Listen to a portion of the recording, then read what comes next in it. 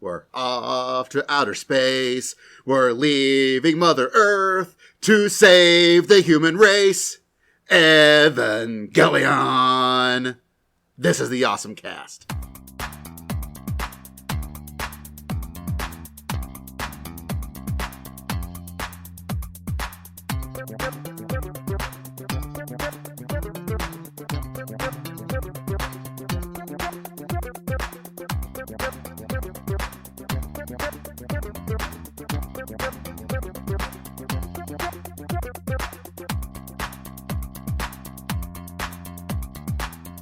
Welcome to the Awesome Cast, your podcast for everything awesome.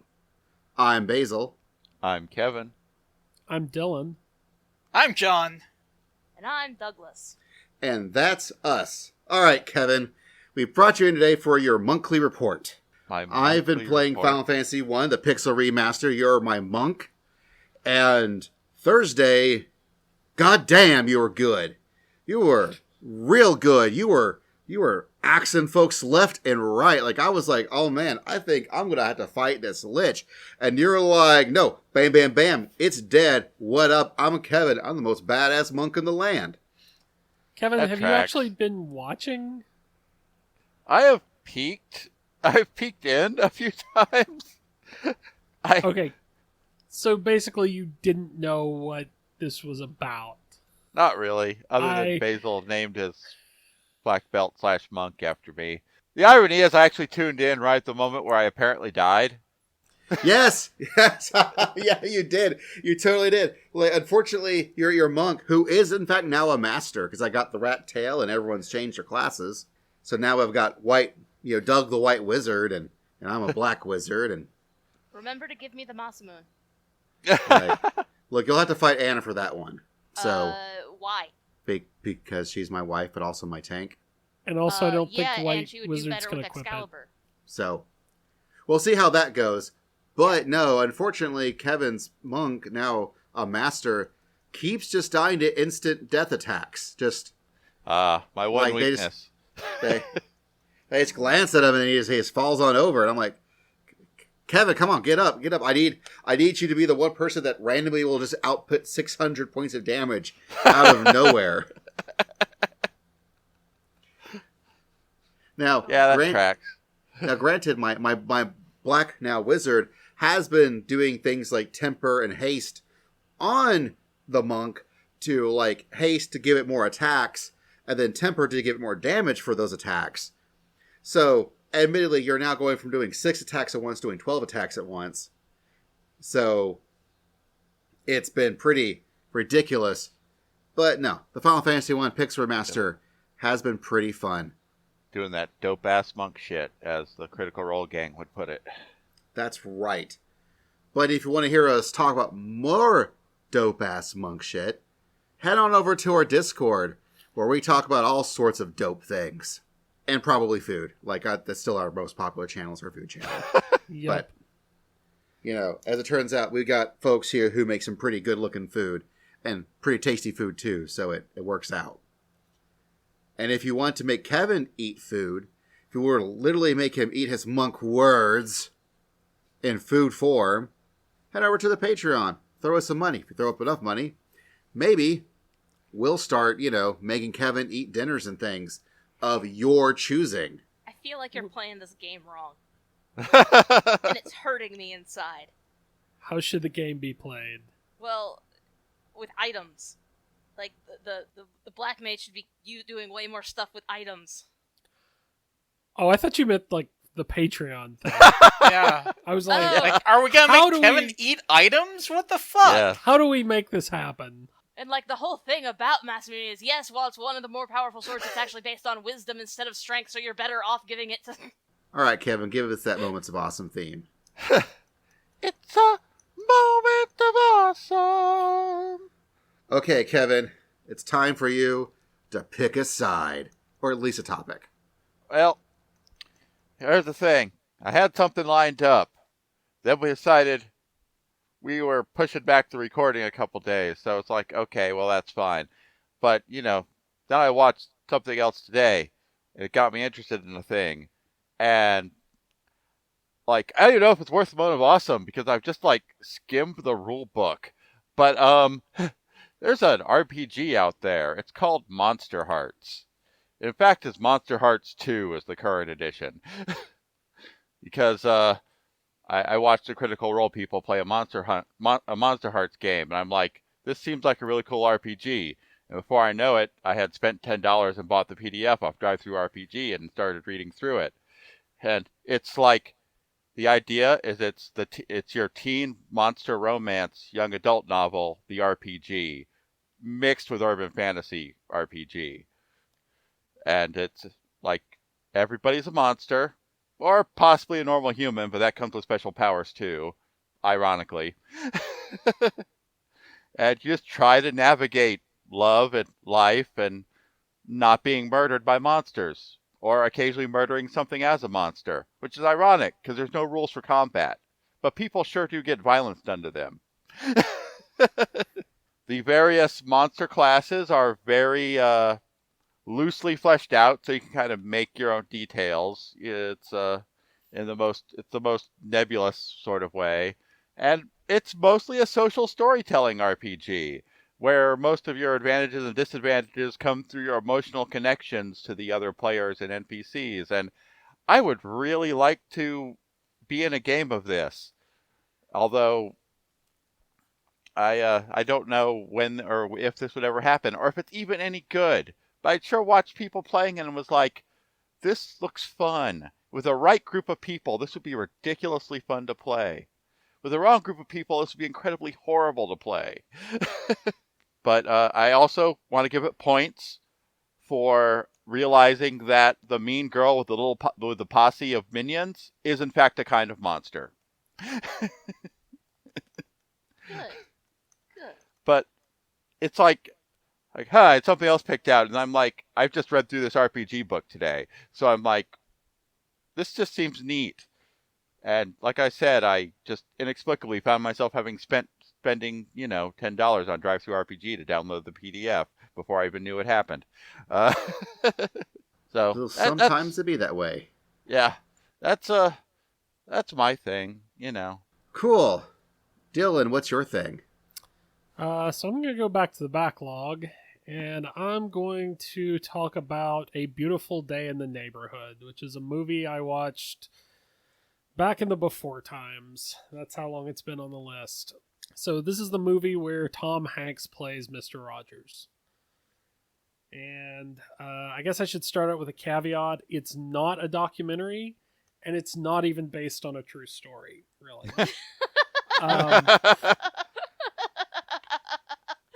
I feel Rogers like you need this movie not based on Mr. Rogers.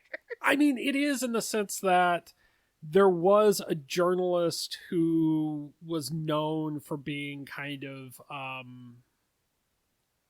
tough on people, who developed a friendship with him, and it does use a lot of actual quotes and incidents and anecdotes and stuff like that folded into the story, but it has deviated from, like, it's not a thing that actually happened.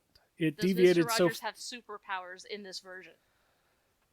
I mean, only the ones he had in real life, but I'll get to that in a second.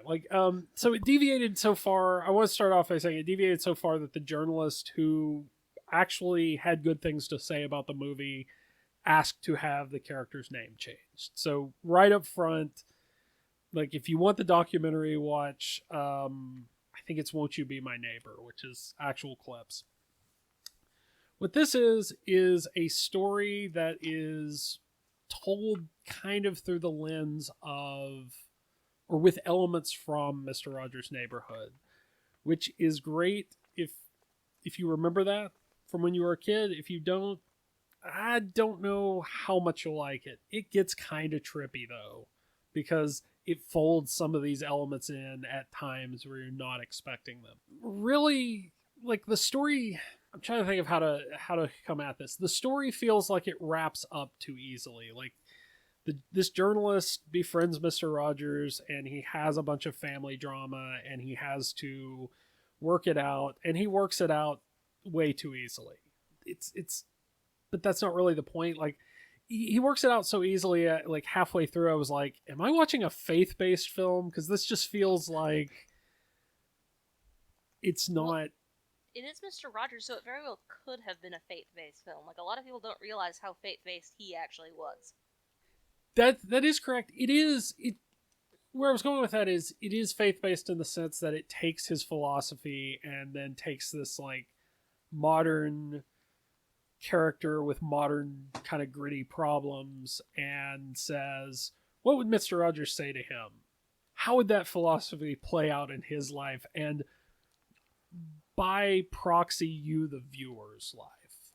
And that's what's really interesting about it. Like, the conflict isn't, will this man deal with his family member that he's estranged from? It's, will this man finally get in touch with his own feelings and realize there are feelings other than anger, the only socially acceptable emotion in the modern world? Like, and that's an interesting thing to watch. I don't want to spoil it, not because the ending matters, but the journey to get there is interesting. That is neat. Speaking of neat things, John, what's neat? I'll tell you something neat. Recently, although by the time you hear this, it'll be much less recent, Guerrilla Games put out a 60 frames per second patch for Horizon Zero Dawn on PS5. And, you know, if you've had PS Plus for a while, you may have this game for free in your library if you didn't, you know, buy it before. But let me tell you something. This game looks fucking good. Oh, it looks so good. That game looked good before. Like, I can only just imagine, like... Yeah, 4K, 60 FPS, it looks good. So if you haven't messed with it, or if you haven't messed with it in a while and want to go back, this is a good time to do it. I really need to actually go back and play that game. It's definitely one of the... It really reminds me of... I know that Ghost of Tsushima has now actually gotten an actual PS5 version, and I kind of want to go back and play the Isle of Iki like expansion stuff, but I've been busy playing Phoenix Wright. Well, Ace Attorney said, you know, You Merry Old England, you know, the Final Fantasy 1 Pixel Remaster, but I really probably should turn on my PS5 at some point. But at this point, what you got going on, Doug? So I have finally fallen. Not only am I playing Genshin Impact, but I also finally got around to watching KonoSuba. Oh. Speaking of Genshin, Aloy from Horizon is now in yes, Genshin Impact.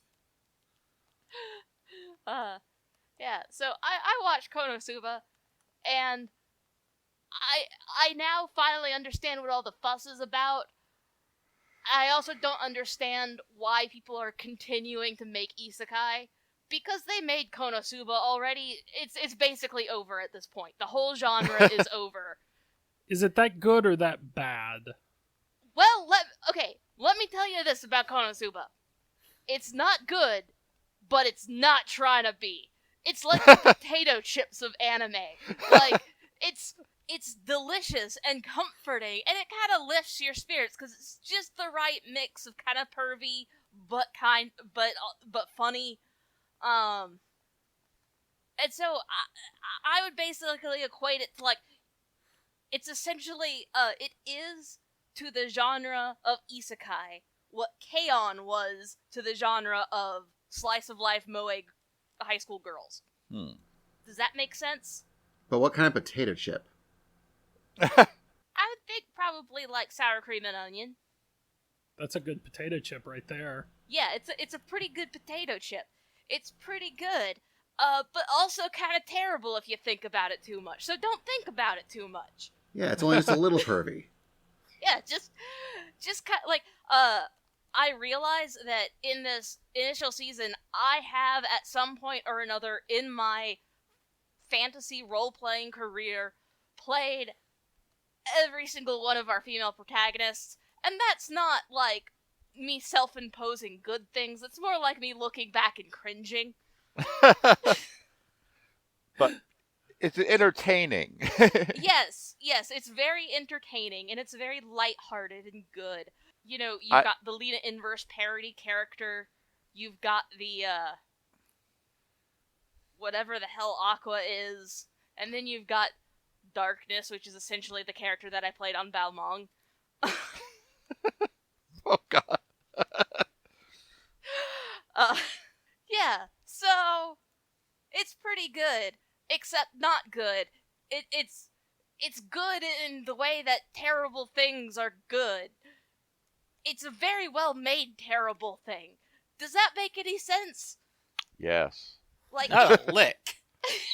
it seems to know that it will end up being a guilty pleasure and strives for that rather than trying for actual goodness. Now, my question is, should I bother knowing that I'm still getting episodes of slime anime?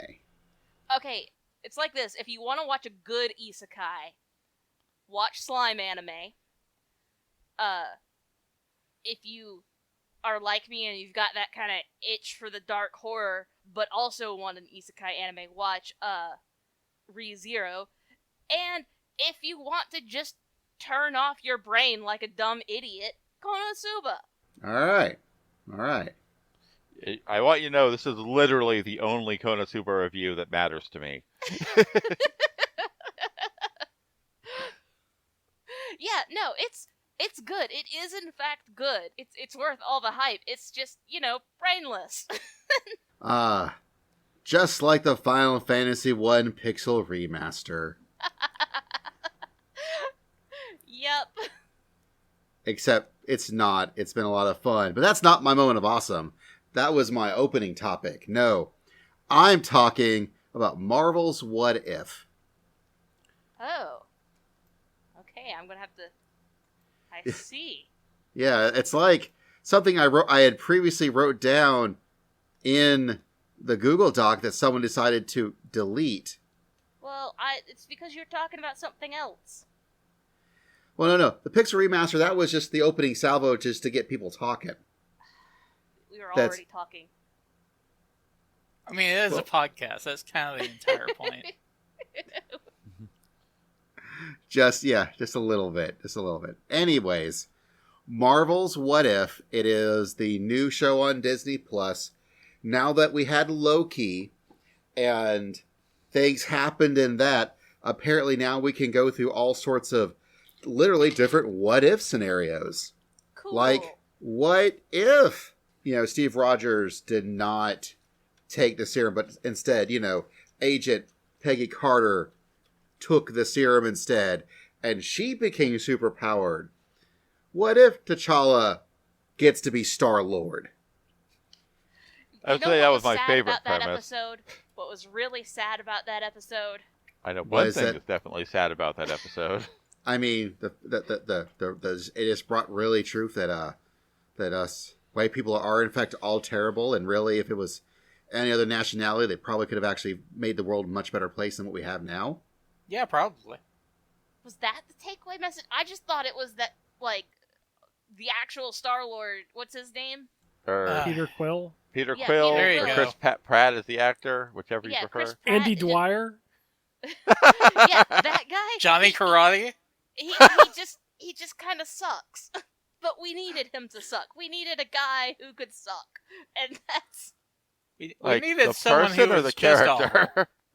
I mean, the answer is yes for both, but... And really, honestly, the latest episode really just... The question of what if was, what if someone really just wanted to save someone out of love and could very much potentially doom the world because of it? So anyway, let's talk about Evangelion. Yeah! Yay! Completely unrelated. Completely unrelated. Because, oh boy, this was a movie years in the making, and then year in the waiting, because, well, things happened. So we are going to talk about, after the break, Evangelion 3.33, You Can Not Redo. We'll be right back.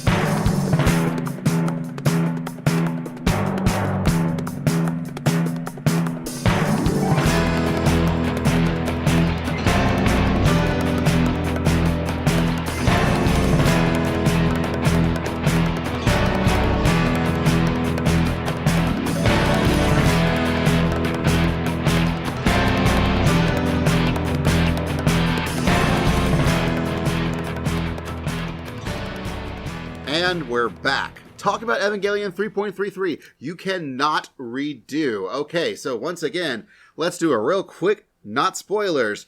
It is made by Studio Kara. It is the third rebuild of the Evangelion movies. Chances are, at this point, you probably have watched it, and so I can stop talking about it, but if you haven't, get on Amazon. It's on Amazon Prime Video.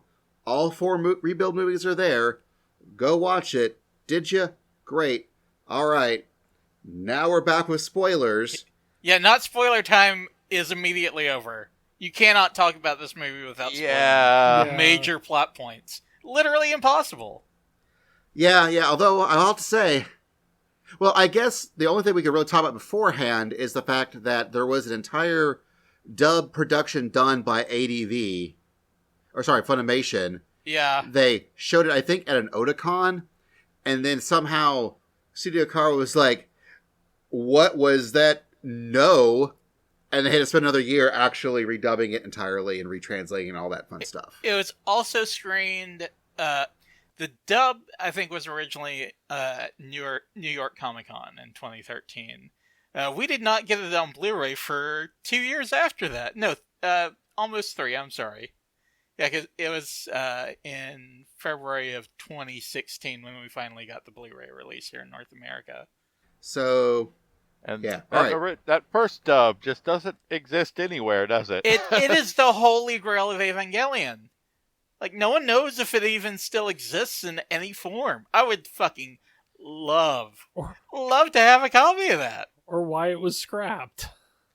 Oh, I can generally tell you why it's scrapped, and I'll tell you this because the other day was my first time watching it with the new Amazon Prime dub. I've been watching those for the first time, before each podcast we've recorded. And this is... I don't want people to confuse my ambivalence with criticism, but this is the first time watching one of the movies where I was like, oh wow, this new translation actually makes the story a lot, makes some differences. Like it's a marked improvement here. Because a lot of things are much less ambiguously worded in the Amazon Prime dub, which is good because this movie is so fucking dense. It's 90 minutes and it's dense as fuck. Did they hesitate to, make the piano scene be outright sex in the other dub? Because no, it's outright sex in this dub. No, it's like a lot of the wording. I mean, it was already metaphorical sex, but... Yeah, the piano scene in this dub was the metaphor was not subtle. Yeah, the metaphor was not subtle. GIF of Dean from Community. I hope this doesn't awaken something in me. I mean, that's what the collar's for. But that's putting the Shinji before the Eva.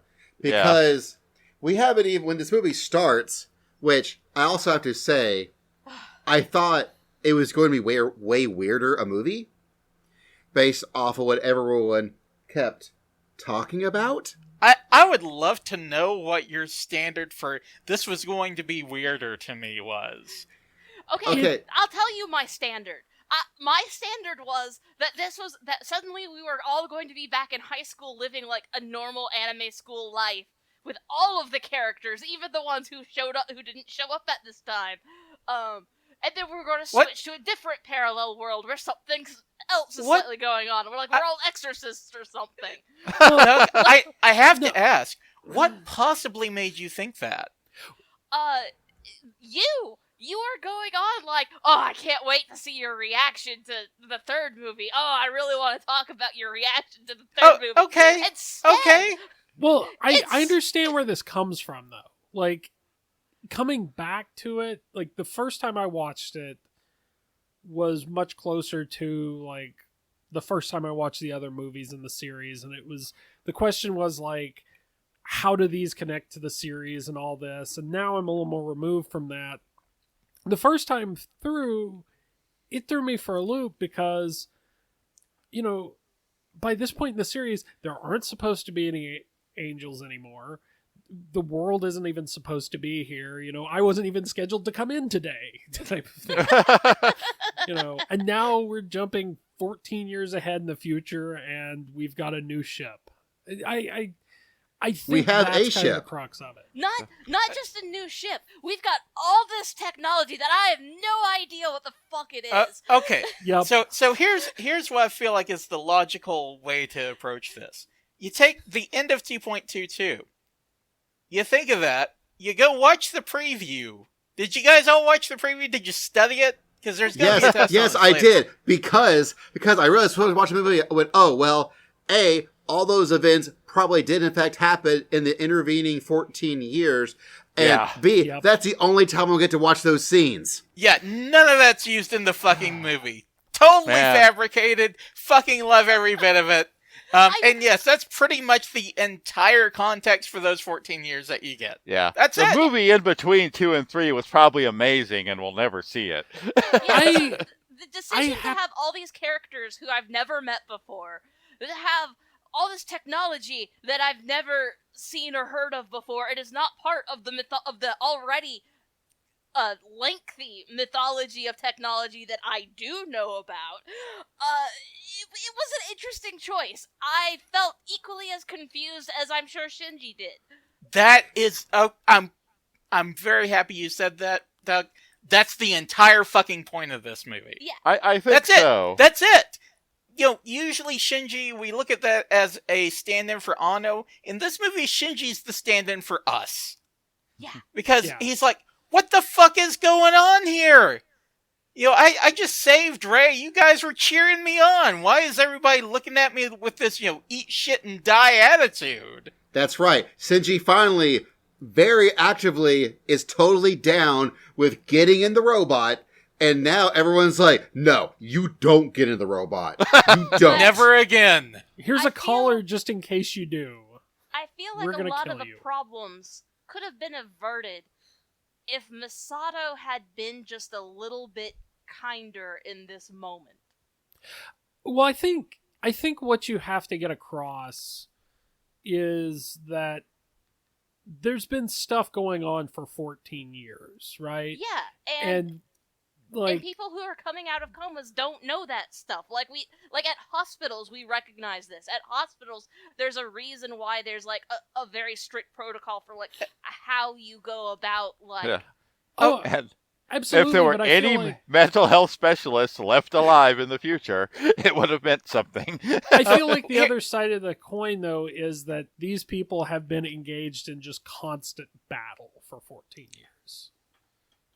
Not only that, Shinji initiated a global disaster that killed, I don't know, another half of the remaining population, maybe more than that. Who knows? I don't really fucking get into it. We're running out of halves. I'm just assuming half. It's a total shit show. And if you're in Misato's position, how much can you actually say to this guy? Because everyone is fucking looking at him like he is the devil. And as far as they are concerned, he is. Well, then how about letting the help official do her fucking job? I mean... You mean Sakura Suzuhara, Toji's younger sister who is now 20? Yeah, they give... after they drag him out, they then give her, a minute to do this very delicate dance that she probably knows she needs to do, but they don't give her any time to fucking to be fair, do it. She seems like she's trying. She seems to be the only person who's really willing to give him a fair shake. That's right, because that's Sakura Suzuhara, voice acted by Miyuki Sawashiro, who is frickin' Fujiko Mine! Goddamn! At least in some versions of Lupin. Okay. Well, all the modern ones. She's also Minfilia from Final Fantasy XIV in the Japanese track. And really, I just want to talk about how awesome these new characters are, because Anno totally did some hella stunt casting for them. Yeah, they were pretty awesome, despite not knowing who they were or what the significance of them was. Well, yeah, with no real information, you kind of got to, infer as much from them as possible. All I know is, the dude the bigger dude with like the deep voice, who is voice acted again in Japanese by Akio Otsuka, who is like Blackjack and Solid Snake and Bato. I recognize his voice immediately, and literally, like, apparently he's one of the few voice actors that can literally make like fireworks like go off in like the happy centers of my brain when he starts talking, because he gets a lot of voice lines, and I had this mental feeling of like, oh, so this is what it's like to feel like to actually do like one of those TikToks where you're dancing while information's popping up in front of you. Because in my brain, I was literally just dancing along while he's talking. I'm like, yeah, you can just keep talking forever, man. I realize that I have a thing for Akira Ishida. I feel like I may be realizing this late. Don't we all? To the party. But like everybody else has figured this out already, and I only just had this epiphany. He is, I can say honestly, one of the very few male voice actors who has voiced a female character in anime. And I want to know why Akira Ishida and that other guy that I really like, Victor's voice actor. Yeah. What's his name? Somebody remember it for me. Junichi Suwabe. Yeah. Have they done anything together? They need to do something together, and it needs to just be sex in my ears. I mean, wherever you're into. I mean, I'm not against that. What? What? What? What? Like I say, I'm not against that. But, so, yeah, we get all these, like, new people, and also older versions of everybody else. Like, because our existing bridge crew is still there. Yeah. Just 14 years older, including Captain / Admiral Misato. Man. And she they've wears got badass. Yeah. She wears badass anime space captain well.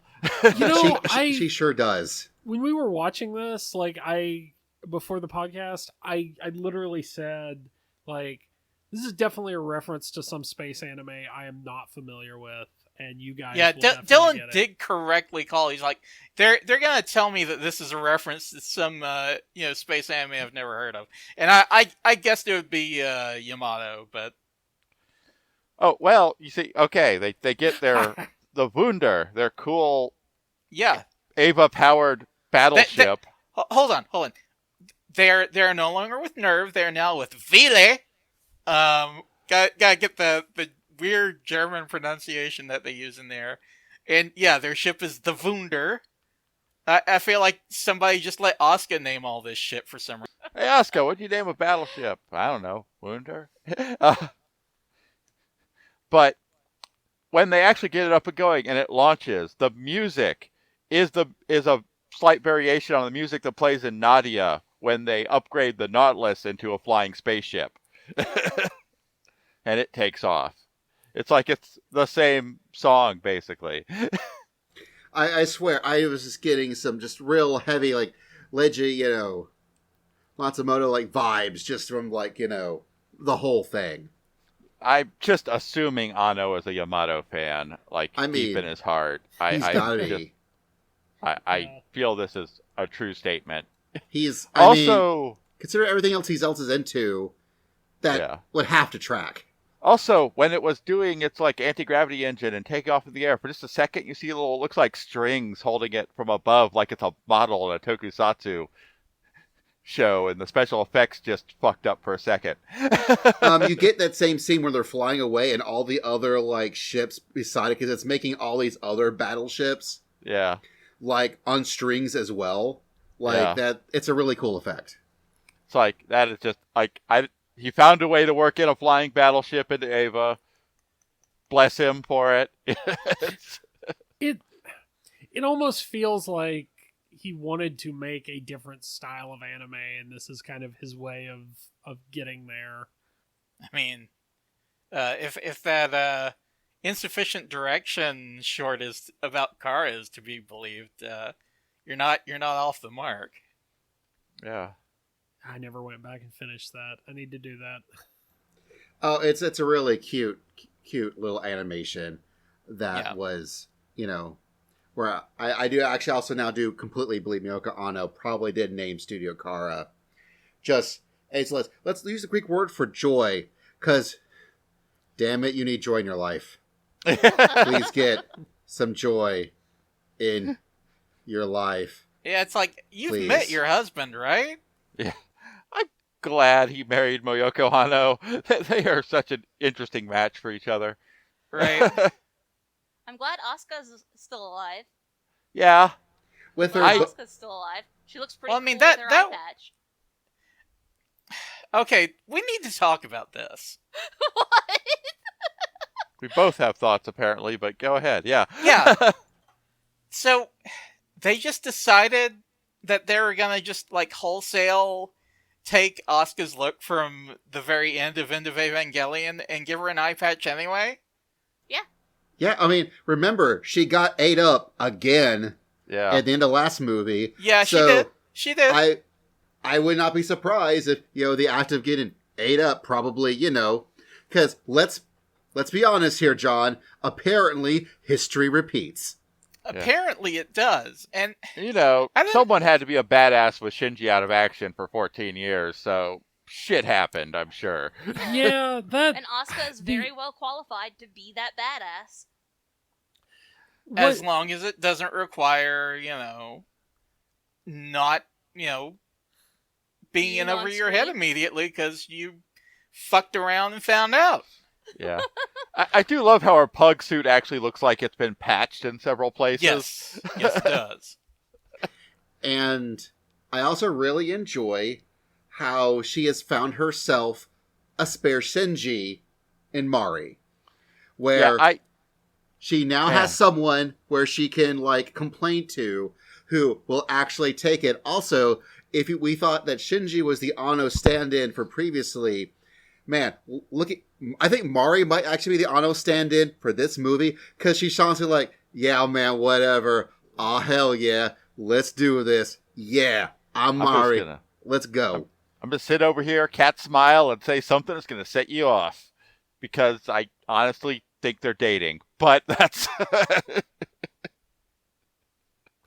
It is weird. I think you see this again in the second movie, also with Shinji, but she has this sort of subservience to the main character, where it's like, I'm gonna carry your gear for you, I'm gonna call you Your Highness, and it's just a weird, it almost, like we were talking about in the last episode, it really does kind of enhance the feeling of, this isn't a character that's been inserted into this show after the fact and is aware of the genre and aware she's not the main character and wants to help the main characters. Yeah. It kind of the way they used her in this movie kind of reinforced my idea that she's basically there because he didn't know how to write a badass lady in the first time around, and so he tried again. And now has, frankly, in many ways, gotten it right several times. Oh, no, now he has several examples of it, but initially he didn't know how to do it, so he wrote Asuka as being way brattier than he meant to write her. Which, again, comes around again when she calls Shinji bratty. Given that Anno wrote Gunbuster, I feel like he knows how to write badass women, but he's perhaps refining exactly what he was going for. Asuka, I can understand why she calls Shinji bratty. The thing that I kept thinking of in this movie is characters in, I don't want to give too much away about this, but Edge of Tomorrow or All You Need Is Kill, where she's frozen at 14 years old. So 14 years have passed, but she looks pretty much the same as she did. And yet she's got 14 years of what seems like constant battle experience under her belt, and that has changed her. Mm-hmm. She's has it though? She's still very much the same person. She is, but in the sense that it's kind of hardened her into this is what's got to be done. Shinji is screwing around with this thing he thinks he needs to do, and he's causing trouble, and that sort of thing. I'm legitimately mad at no point in this movie did Asuka not just light up a cigarette. Right. And be like, I've seen some shit, man. Well, I say these things are gonna stunt my growth. well, from the perspective of everybody, and I mean everybody in this movie, Shinji is basically a child. Like he's only 14 years old himself, and he's been out while everybody else has aged and continued on for 14 years. He's been out of it, so he's basically like still a 14-year-old kid. And yet, with that knowledge, Asuka still expects Shinji to do something like, be an adult or something. It's like, what? Yeah. But again, I think these are characters who've been hardened over the last 14 years. If you went back and talked to someone from 2019 and told them what the last year and a half has been like, you'd be like, why don't you get this? Why don't you like, you're going around people? What are you, crazy? What kind of brat are you? Also, like, I'm just remembering that meme that circulated for a long time, and like every year they kept doing it. Like 2017 was talking to 2016, going, "Oh, you think you're bad?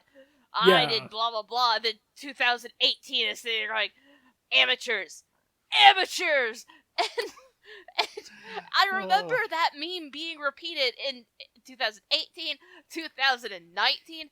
And it seems like the only response that could possibly be the follow-up from 2020 and 2021 is just, remember those times when we thought that was bad? Yeah. Now imagine that for 14 years. Yes, exactly.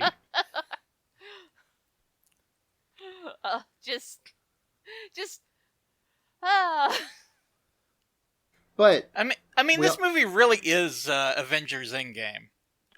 Yeah.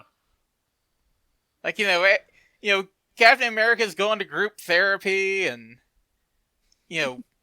Thor's turned into the dude because everyone's so fucked up about what happened. Yes. Misato's halfway turned into Gendo. Ritsuko's somehow more of a MILF. It's and more of a lesbian. Man, Maya just can't stand younger men. I think you could take younger out of that, but that's okay because, Well, that was how it was in, like, the Funimation. That was like, this is the problem with men. And then, the Amazon script, she keeps referring to young men. But I'm like, is also it just with translation, young men, though? I swear I've seen 3 different things for Asuka calling Mari by anything but her name, and all of them are awkward. Yeah, four-eyed crony. I believe it's awkward in Japanese, and she's just being stubborn anyways. Well, that's Asuka for you. Can we talk about how wonderfully, but how weird the Wunder is? Yeah. Because I can't say it's a good-looking ship, but it's a really neat-looking ship. Yeah, it's kind of like, I mean, I look at it and go, that's definitely a battleship built out of recycled Ava bits somehow. Powered by Unit 1 for some reason. Yeah. My only surprise, it seems almost like it's an Ava unto itself. I mean, kind of. It's got a lot of the capabilities. Yeah, they've got a little LCL-filled battle bridge, which is sort of cool. I'm pretty sure. Yeah. I'm pretty sure at one point they were using AT fields to propel itself. Yeah. Or at least shield it. It's got some, neat choreography for when it has to battle things.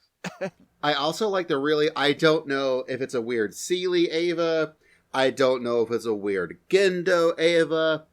But in the initial section where Asuka and Mari are trying to retrieve Ava Unit 01 with Shinji inside of it, there's this little angel-like thing that pops out. It's also the same sort of stuff that they're fighting in the Wunder. And I really like the visual teeth of it. I know it's like expanding like panes of glass or something, but it looks a whole lot like film. Like if you had rolled out some film and it really felt that Hideaki Anno was like, I am literally now destroying your concept of what an Ava movie is going to be right here in front of you from the get-go. Yeah, Because, you see, Ava is a series that frequently goes, so you have questions about these characters, and the plot, and the story, and what's going on. Well, fuck you! Pretty much. Yep. And it feels like that happened with this movie. That, we thought it would be some sort of continuation, but no, something else. Nope, just a straight 14-year jump with little to no explanation of what happened. You can't predict shit. Shinji's like, what? And they're like, no time for that shit, Shinji. They're like, fuck you, Shinji. All of your expectations, throw them out. Throw them out. Kick You them. doomed the human race, Shinji. Now get in the box and shut up. You fucked us, Shinji. You fucked us hard. Was it any wonder that he runs away, given the first opportunity? Was it any wonder? What? Oof, that was... Sorry, folks. That one hit hard, but in a good way. Yeah, and also, well, we're in spoilers. We get a whole new Ray. We sure kind do. of like the old Ray, but yeah, this Ray's kind of minus the human elements. Like Her she's eyes kind aren't of even just the same color. It's like a slightly darker, dimmer red. Like, and my mental thoughts about her was like, yeah, I mean, this Ray's only she's just kind of around, and I don't say that as like a drag on her. That's literally like, because the Ray that we've known for probably the past TV show and previous 3 movies, including Into Ava as a movie, that Ray is apparently still stuck in Ava Unit 1. Yep. And we just got Ray if she never had any human socialization whatsoever. Yeah, well, I mean... Well, I think that's literally what happened. I think the previous Ray was forced to go to school, like, had little dinners with, what's his name? Gendo. Bad Dad. Yeah. Gendo. I mean, for all I know, this Ray is like fresh out of the cooler. I mean, Yeah. I don't even know if she's been around that long. Yeah, she's pretty much just there in this empty base with just Fuyutsuki and Gendo, and who knows how they've been building these robots. And it's just... Yeah, I guess that's true. Yeah. Presumably Fuyutsuki probably they have all the tried to play machinery Shogi with her once, and she was like, huh? He's like, fuck it, never mind.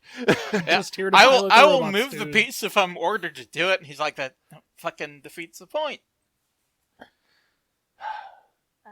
But they also had Koaru. Yeah. And Koaru is wonderful and good.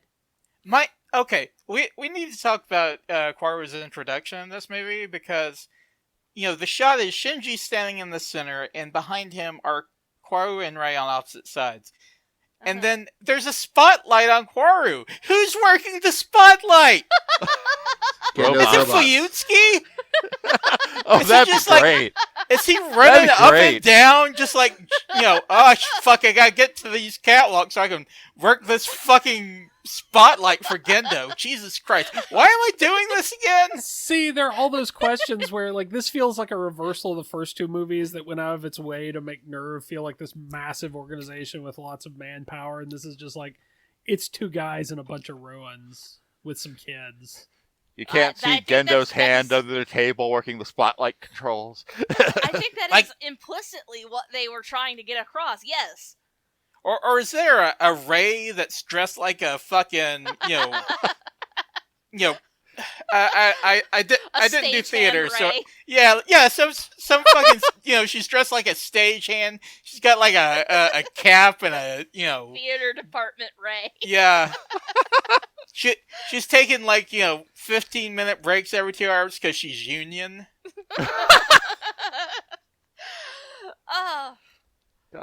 I want either of those theories to be true. You don't produce a race of Rays to be union. Like, they're gonna go. Well, that's why they never thought more than one at a time.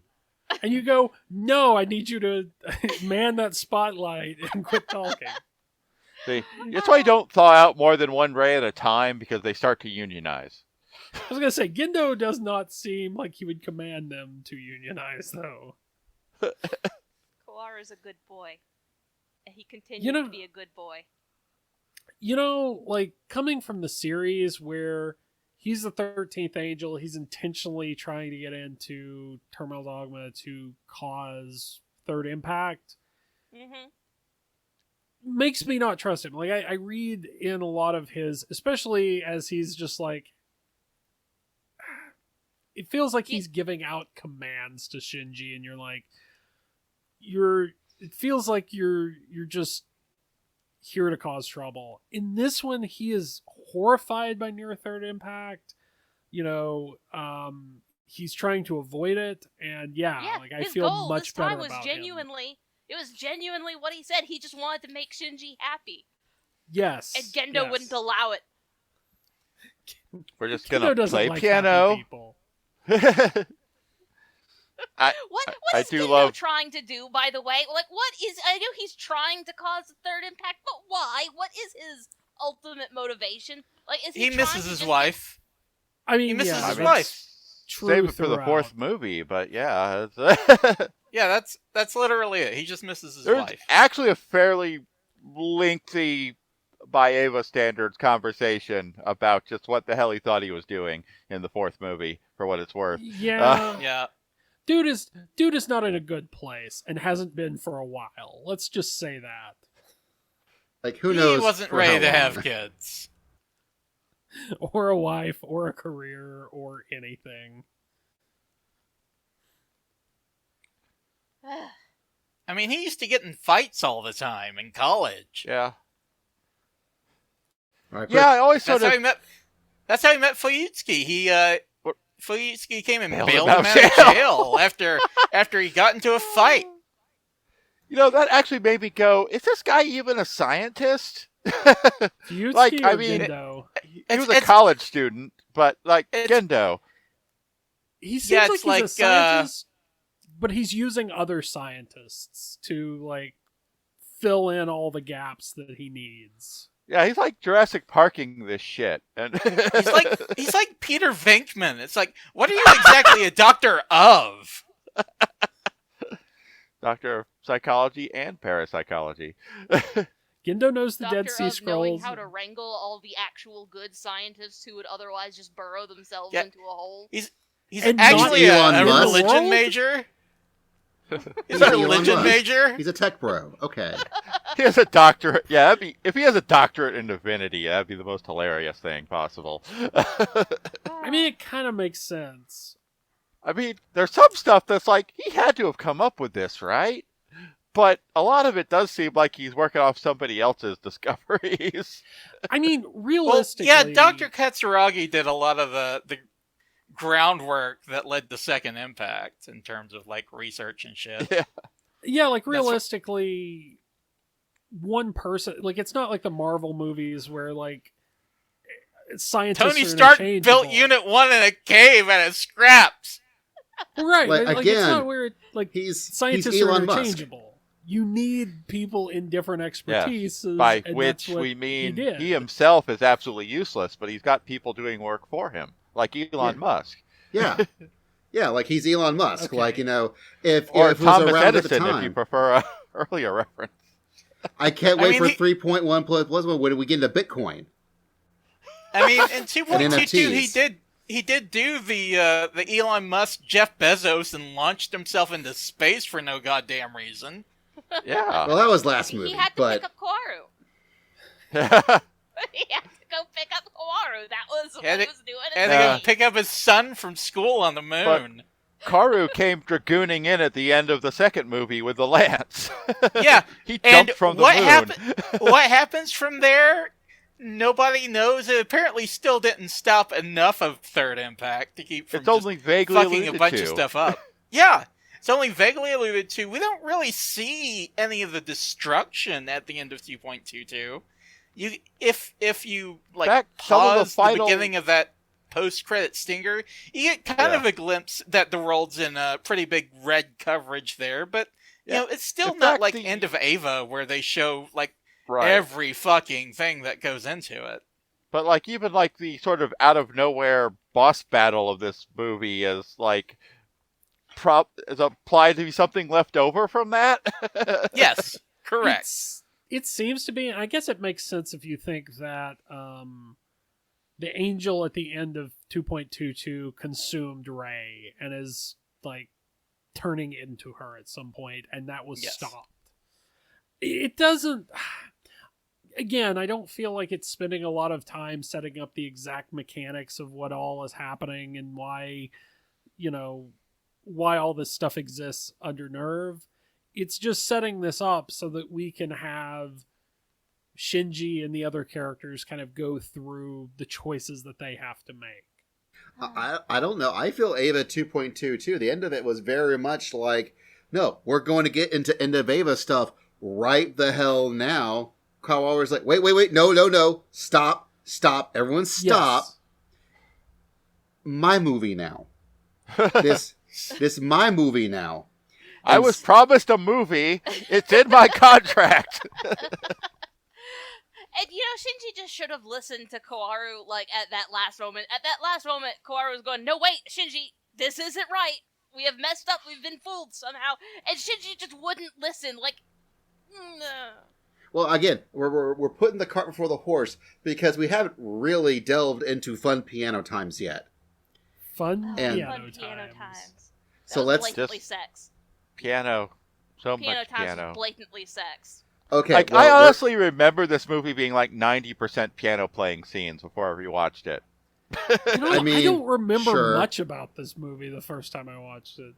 There was depressingly little piano scenes. There should have been more piano scenes. Because the piano scenes were blatantly sex.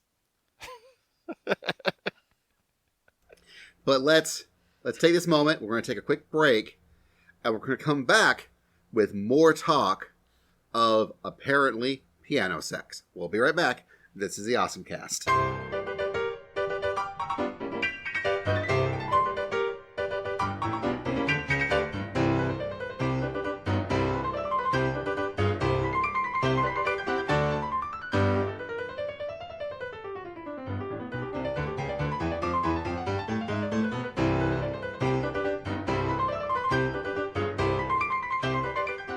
Alright, so we're back, and when we last left off, so Shinji's woken up from a coma, stuck in Ava Unit 01. It's been 14 years. Misato's got a boss-ass new ship, an actual ship. It, shoots lasers and everything.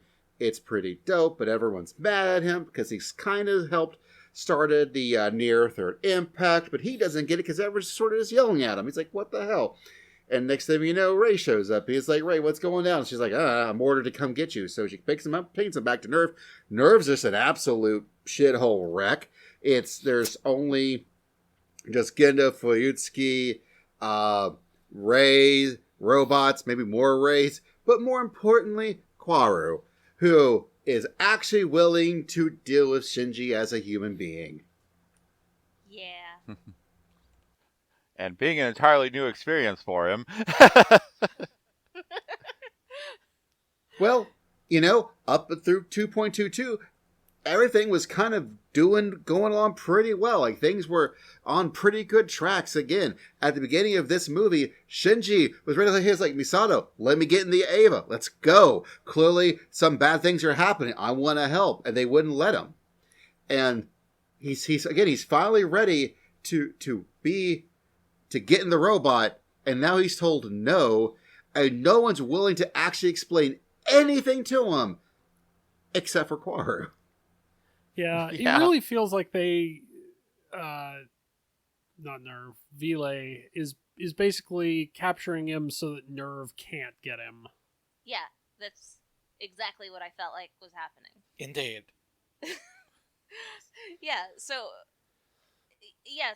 So Relay has him so that Nerve can't get him, but then Nerve gets him, and Nerve is going to put him back in the Eva, but this time he's going to put him in the Eva with Shinji, not Shiny new. Shinji. He's going to put him Kaworu. in the Eva with Kaworu. Shiny new 2-seater Eva with turbo handling. Yeah, that's right. And it doesn't look phallic or sexual at all. I want to say I was really sad that they did not play Sunlit Garden from Revolutionary Girl Utena. I was really sad they did not play that. They played a lot of nice music, though. Yeah. Kind of has I'm to. sad they didn't play All Star by Smash Mouth. So Kaoru. Okay, one question about Kaoru. If he could take Shinji's collar off, why did he then put? I mean, I know why he put it on his neck, but why did he put it on his own neck? Why didn't he just throw it away? He can't do anything. He can only do things that are ironically appropriate. Yeah, I mean, I could read that as like I know why he did it. I know why he did it. He was doing it so that because he saw the collar as a symbol of Shinji's sin, and he was taking Shinji's sin upon he's himself, literally Jesus. Yes. Yes, thus making himself a Jesus figure. But why didn't he just throw it away? Why didn't common sense just look, I can take this collar off of you, and now I'm just gonna chuck it away, so we just don't have to worry about it anymore? Because Kaoru has no sense of self-preservation because he knows he's in this cycle. Oh, that's true. That's always they'll just pop another one open on the moon.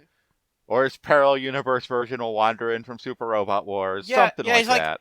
He's like, huh? Oh, Shinji, you never change. I'm gonna go get my head taken off my body now.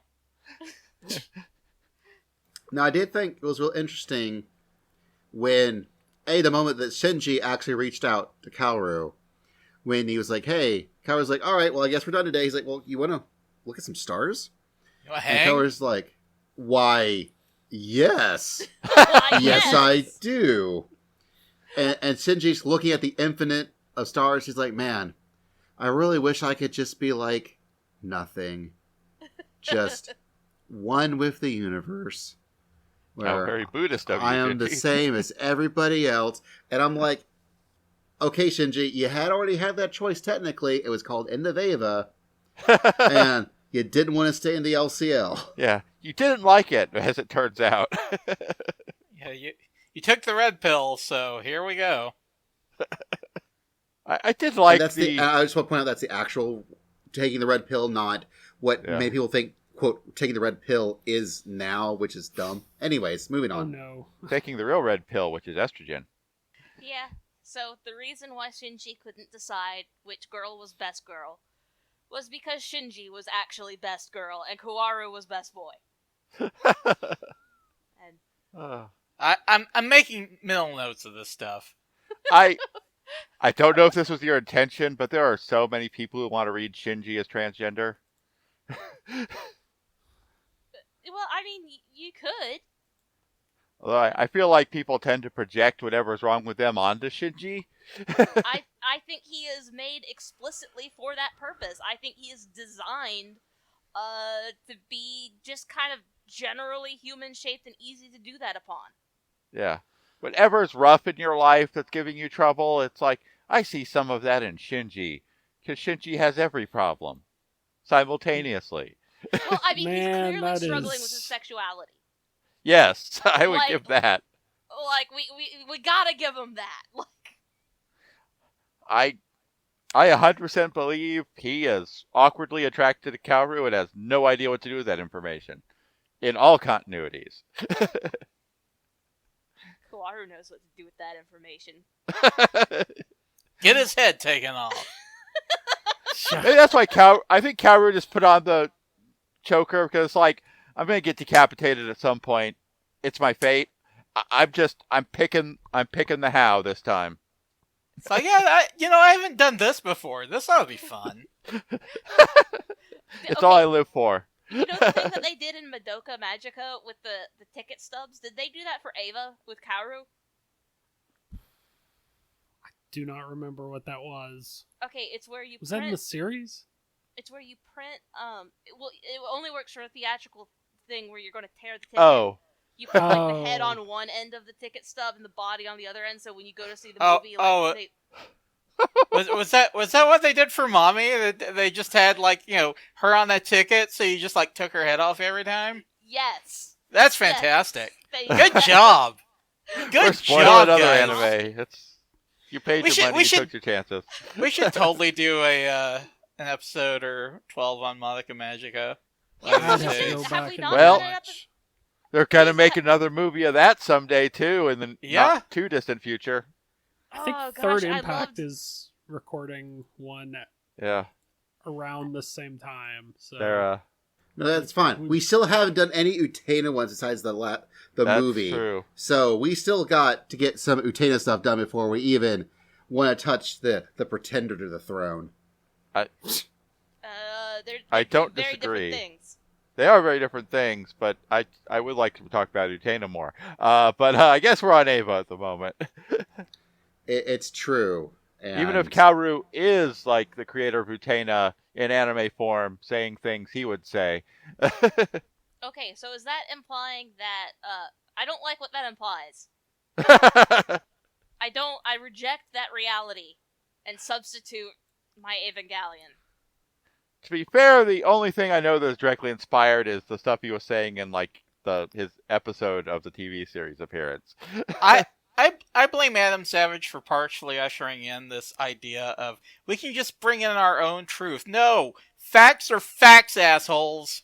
He was only quoting the movie and die. The sad thing, he was only quoting the movie Dungeon Master, which is a stupid but fun movie, and people just joking. Ran with it. Yeah. Yeah. Sorry, I didn't mean to trigger you with that. And you know who was also triggering this movie?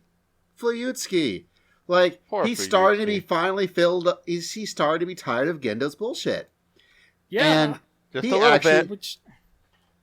He went to go talk to Shinji for once. Like, let's just throw the kid a bone. I'm going to try to be nice to him, see what happens. Yeah, after almost, 3 decades, he's like, yeah, I'm kind of fucking done with this. Yeah, his first words are like, I am a coward. My note was like, yeah, you are. Like, I was really good friends with your mom. She was a student of mine. I really don't know why I haven't talked to you about this before. I kind of wanted to bone her. But that would have been wrong, ethically. John. Yeah. Question. Who were the other people in the picture with Yui? Great question, Basil. One of them's Mari. Okay. Well, literally in my own personal notes is the lady in the glasses of the Yui pick Mari or Asuka's mom? It's Mari. It's 100% Mari. That is revealed, like I said, in the final volume of the manga. Yeah. Mari is a friend of Yui's, and that is referenced in this film. Additionally, there's the photo, but she also says to New Ray, she says, your original version was a lot easier to get along with. And she's not talking about the other Ray. She's talking about Yui. It's weird. It makes sense when you get the Curse of Eva.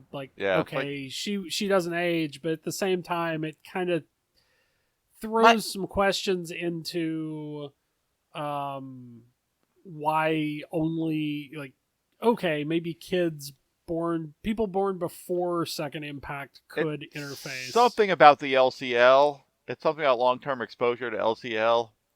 And butt chugging it. Yeah. Butt chugging LCL, secret to immortality. my best guess, Yui was the first person to try and enter the Eva, and she got absorbed. My best guess is that after her disappearance, Mari probably started getting involved just to try and figure out what happened, and that probably got her the Curse of the Evas, and probably why she was wherever that secret base was at the beginning of the second movie. Yeah. Right. She's been test bedding this stuff for decades. Yep. Also, I wanted to point out, I think Fuyutsuki had one of the best lines in the movie when he was telling Shinji that, quote, breaking apart the world is a trivial matter. Rebuilding it, however, is not so easy. And I'm like, you just said the title of your movie series right there. I get you. Anno. I see what you did there. Yeah, it's a pretty nice wink at the audience there. Yeah, Fuyutsuki breaks down, shows Shinji the picture. It's like, oh, hey, this is your mom. We changed her name in this iteration. Her name was Yui Ayanami.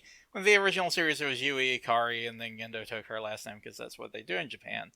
And Anyway, he's like, yeah, Rei is just a clone of your mom, and, Gendo's been using her to try and create Third Impact and human instrumentality, and, oh, by the way, yeah, that Rei there is not the Rei you knew, and he's like, oh, well, fuck, I didn't actually do anything, did I? And, he showed off the creepiest arrangement of Rei parts ever, where they're literally just on shelves. Yeah. Not even like vats or anything. They're just freestanding head parts.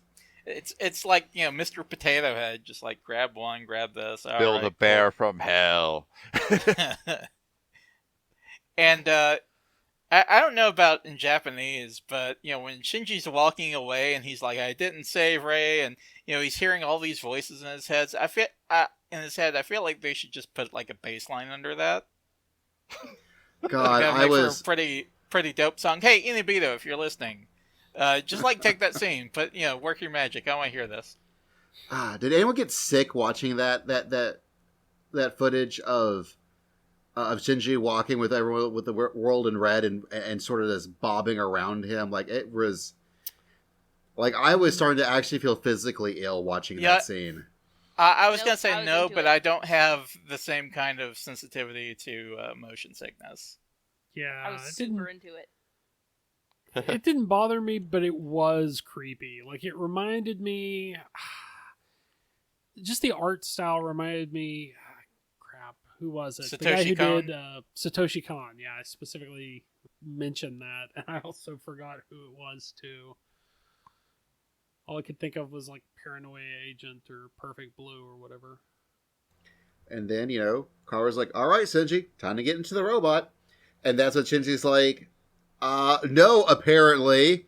I really shouldn't. Apparently, no, I really shouldn't. And Kari's, no. It's fine, baby. It's fine. Look, all we gotta do is we gotta get into the Eva. We gotta pull out the two completely different lances that are in there, that are completely different, and then we can just redo it all ourselves, and it's gonna be great. We are one of which I have personally seen and used. Yeah. We are definitely not going to be double or triple crossed in this. It'll be smooth sailing and piano duets forever. I really do wonder if he partially put on the collar was actually possibly just a show of don't worry, Shinji, I got you, because in Kaoru's mind, he's like, no, we're doing the thing. Like, I don't know why Gendo's letting us do the thing, but we are going to do the thing, and it's going to be me and Shinji, and we're going to be amazing together, and it's going to be fine. Unfortunately, oh shit, it's Gendo. One of the things I noticed about when Shinji and Kaoru are talking to each other, I very much wanted to ask, when did this movie come out again? Like, 2013? 2012? Yeah, 2012. Okay, because I noticed that a lot of the ways that, the way Shinji's mouth moves when he's talking to Kaoru is very similar to how Yuri's mouth moves when he's talking to Victor, especially near the end of the series, when they're very much in love. Yeah, this predates Yuri on Ice by quite a bit, I believe. It makes me think that perhaps Yuri on Ice took some inspiration from that, because a lot of the shots are very, very comparable, and I really liked that. Also, at this point, Kaoru is also essentially Shinji's god. Or parental figure. At least. Yeah, because he's literally depending at this point. Shinji is so done with the world, and he has gotten through so much, immediate trauma overload, that Kaoru is just telling... Kaoru is not lying to him in the slightest. He's also telling everything he needs to hear and wants to hear. And so he's pretty much like, yes, Kaoru, whatever you say, Kaoru, let's get into this Ava thing. Let's go ahead and do it. Yeah. But then they get into the Ava and Shinji doesn't fucking listen. Well, I mean, it seems like Shinji thinks this is gonna be like open and shut, and it's really easy, and he's just fixated on that. Yeah, he wants to fix everything. He wants to change everything. All we have to do is get the 2 lances. That's fine. Let's just keep getting the 2 lances, even if it's not what you were expecting. So, also, I was doing my second watch through today. Like, I watched it early last week, and then I watched it today. I also, for that scene, is that, when they get down there, and Kaoru immediately is like, whoa, hold up. Both those lances look exactly the same, and neither one is mine? That's weird. I need to think about this, and before he could really tell Shinji anything more, freaking Asuka and Mari back in it again, blowing shit up.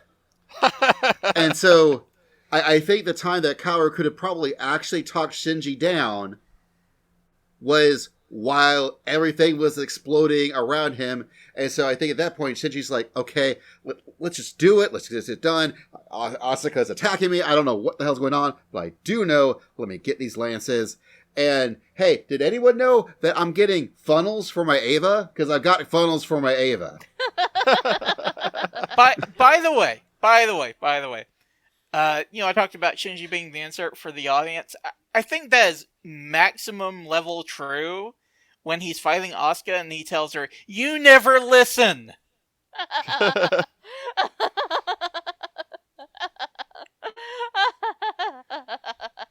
Shinji finally stands up to her and is like, "You never listen."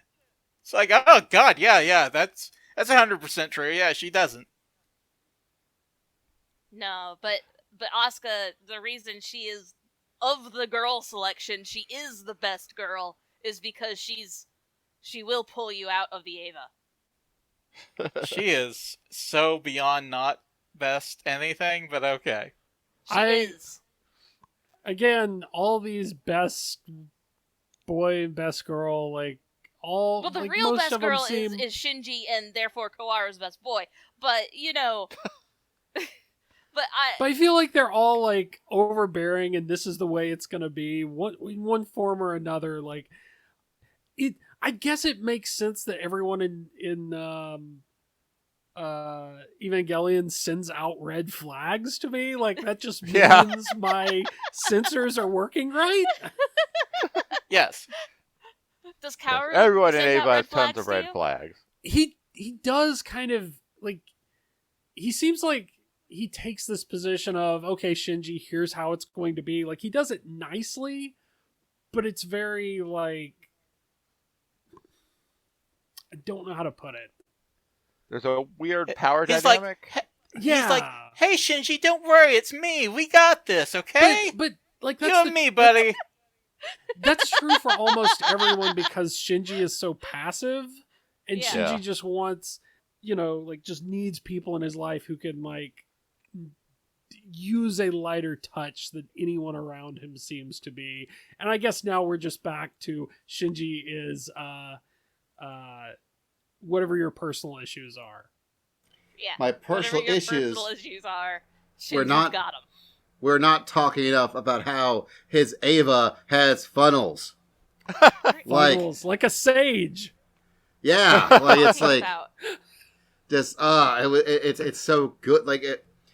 Surprise! This was a Final Fantasy podcast all along. But it's such a good Ava on Ava fight with Asuka and Shinji duking it out, and Mari's in the back getting that cover fire going on. And then with Rei, with that badass scythe.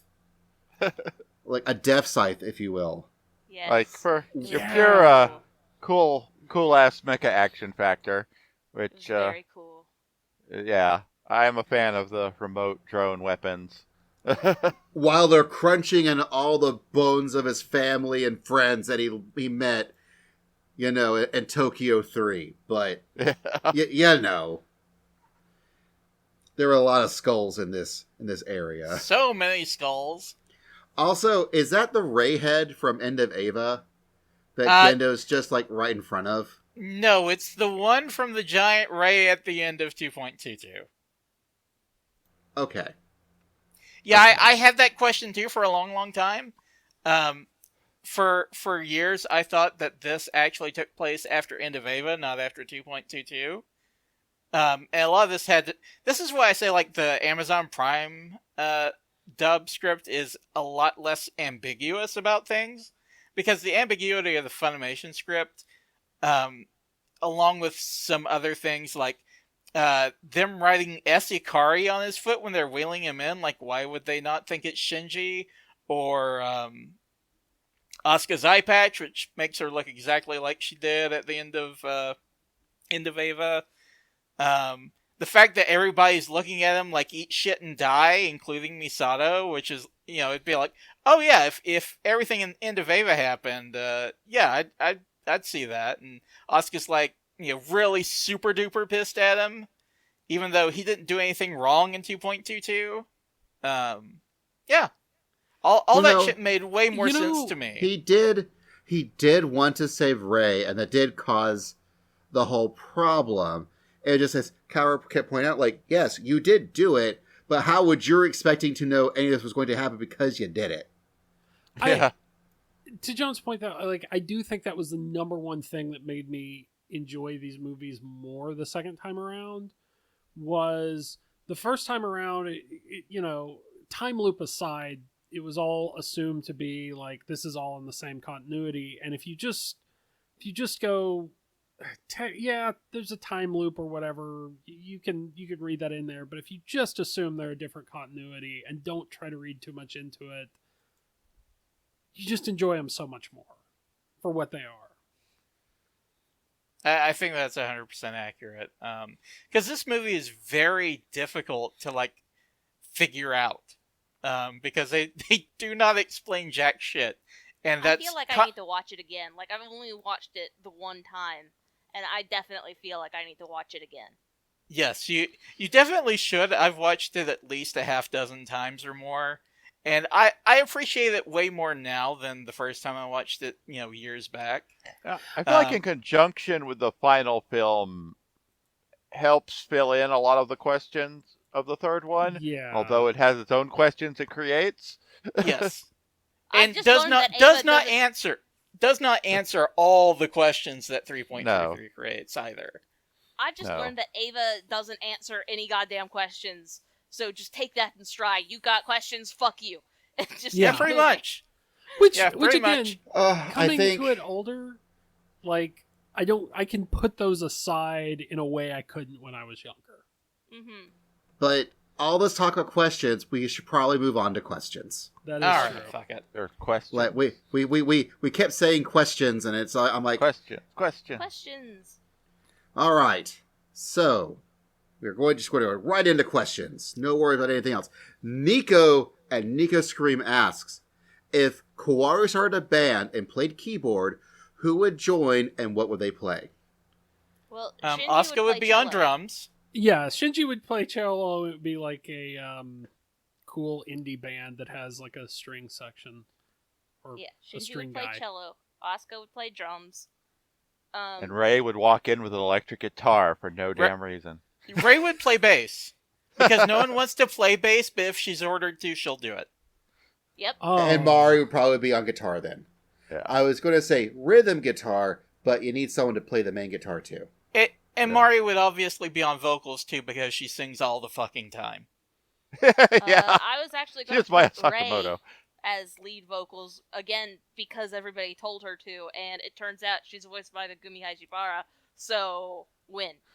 Honestly, all of them are pretty decent singers, like all of their voice actors. Decent to really good. They would probably each have their own set of songs that they sing. Yeah. They would actually who's the Ringo? Shinji. Oh no, that's not wrong. No, Shinji has actual musical talent. I would say it's Asuka. Asuka's probably the Ringo. She's the one with the outsized ego. Despite not having ever really done much. Although, man, I know that your cat's named Asuka, and man, yeah, there's Asuka a reason for that. Goes into beast mode, Hell yeah, Asuka has a cat. Anyways. Yep. Elvis at Cyber Elvis asks, is Kaworu stuck in the worst Groundhog Day ever? Kind of. Yes. That's pretty a neat bad. way of looking at it, but yeah, he is, isn't he? Well, I would say, like, if you want to argue that there is an end of Ava/end of Ava to the Rebuild's time loop, if there's any real evidence for it, it's all literally in Kaworu, where he clearly remembers things that have happened in the past that haven't happened. Like, because he straight up does say, I'm going to save Shinji this time in 2.22. And in this movie, 3.3, he's like, and here I was the first angel, and I'm back to being the 13th angel again? Really? God damn it, Gendo. I mean, Man, I feel Every like time. I missed the Super Robot Wars timeline where I could rock out to Fire Bomber music, but whatever.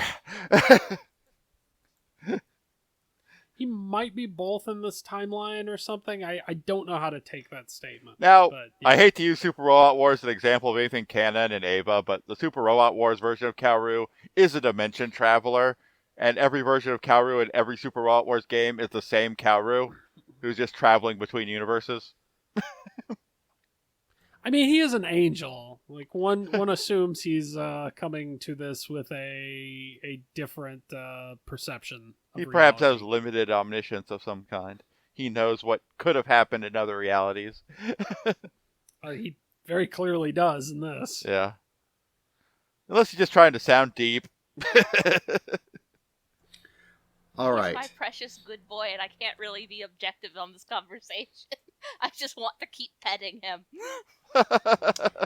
Well, in that case, another good boy, Austin, at Bebop Shock asks, for those whose this wasn't their first time watching it, what was your initial reactions to the movie versus your reactions now? Didn't know what the fuck was going on. At all. Yeah. First Like, I time don't was like all piano duets and a cool robot fight. I although literally... Oh, go ahead. Sorry. I would say, although that wasn't on rewatching it, I'm like, oh yeah, there's a lot more to this movie. I literally do not remember much about the first time I watched it. Just because, again, I was like, how does this fit in and all that? And now it's like, okay, it's a 14-year time skip. Cool. I can deal with that.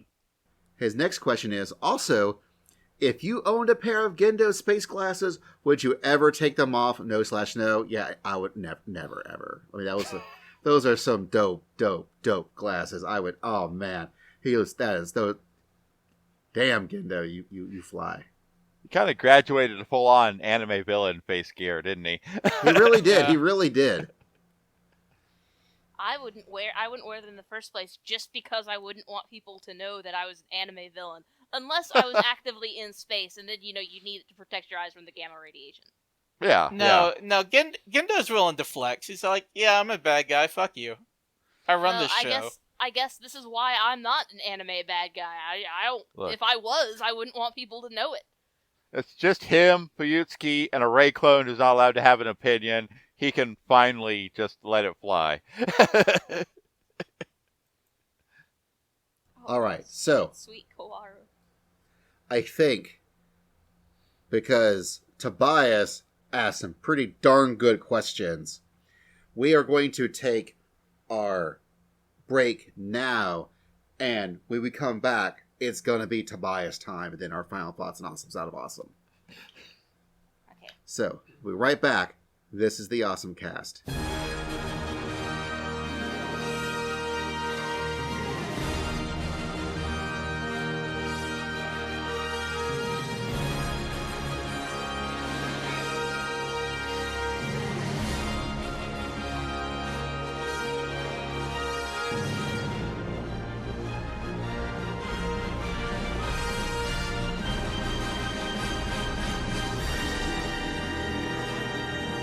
And we are back now with more questions from internet listeners like you. Like in this example, Tobias, who asks, and by the way, he asks these questions in our Discord. So if you ever want to ask questions about the Twitter thing, just throw them in our Discord. I will find them. I will paste them into our doc to ask the important questions like, why didn't Kevin, in this instance, the monk, stop Third Impact? Yeah, Kevin. Hey, look, there's a lot of shit going down. It was me and Kaiji. We were the only ones on the spot. We had to make some split decisions. I mean, he got to be more of a hero than me, and I will always honor him in my heart. But, he was braver than I. Now, if memory serves, Kaiji didn't, beef it in 2.22, did he? Not that I know of, but I think it's pretty presumable that he probably could have beefed it sometime between. I mean, there was 14 years, and awesome older guy. Because the girl in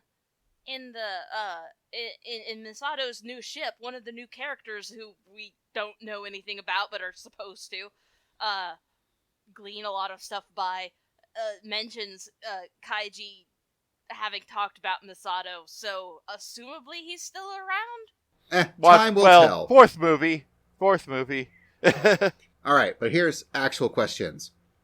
What was your biggest question/confusion about what happened either in 3.33 or the years between this and the previous movie? The biggest question is, how the fuck did Unit 1 get into space?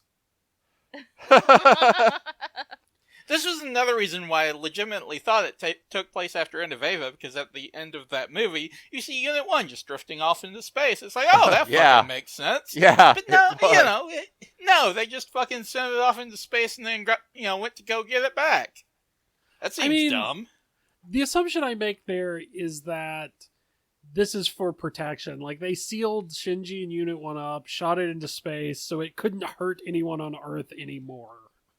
Did they do, the whole Star Trek 2 funeral at the end of the movie where, Misato's like, of all the souls I encountered, his was the most... I mean, it did kind of look kind of coffin-y. Yeah. Out there in space, weird crossy kind of coffin.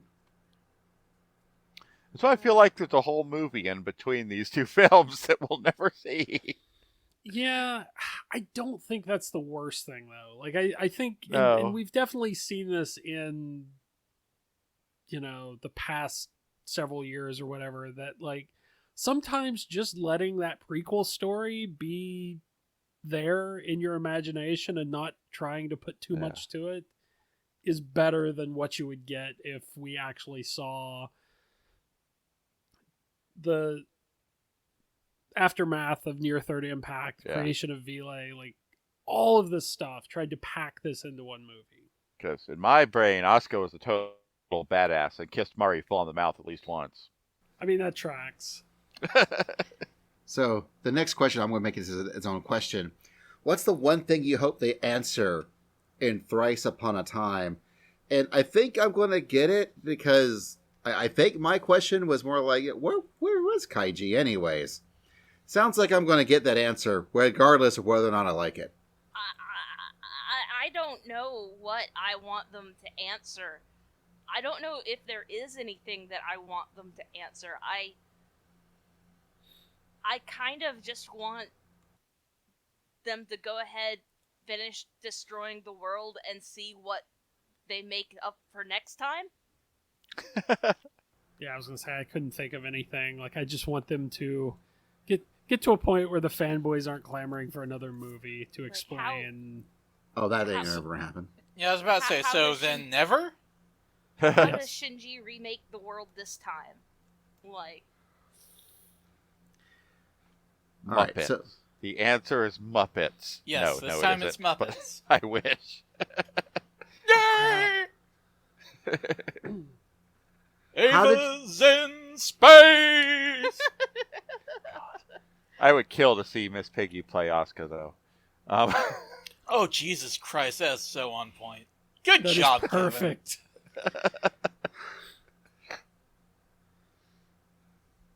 Yeah. Anyways, how'd you Doug, think Doug, start drawing that, please. I'm sorry. Go on. How did you think they handled keeping Shinji in the dark during this whole movie? As a device to keep the audience in the dark and put us right in Shinji's shoes, it kind of worked, if that was their point. It's perfect. It's so perfect because, yes, that's exactly the point. You don't know what the fuck's going on. Neither does Shinji. You are fucking strapped in with him the whole way, and I love it. Yeah, I mean, I feel like the whole keeping him in the dark thing was everyone else is focused on the mission. Part of that mission was to make sure that Nerve didn't get a hold of him and use him as a trigger. And beyond that, who cares? Too much going on right now. Yeah, I felt like it was a very effective device. It really did throw you in with Shinji. It was an interesting choice. I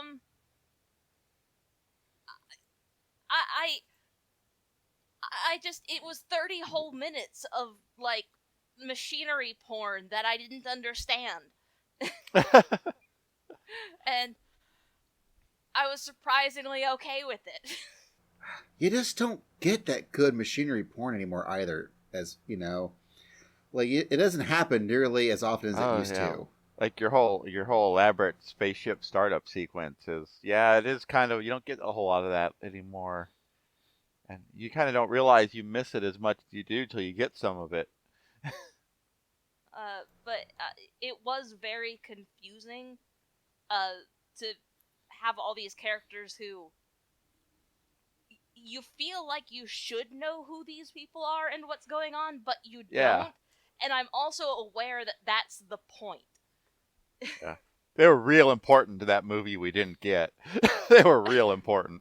Well, I did notice when I was looking through the various voice actors for the new crew members, at least one of them did actually do like miscellaneous like crew people voices in 1.0. So at least they're one the of them, whole time. Yeah. This is just living, rent free in Anno's brain until he got to show them to us. All right, so next up is a lot of criticisms of 3.33 is how it contrasts to the end of 2.22 thematically.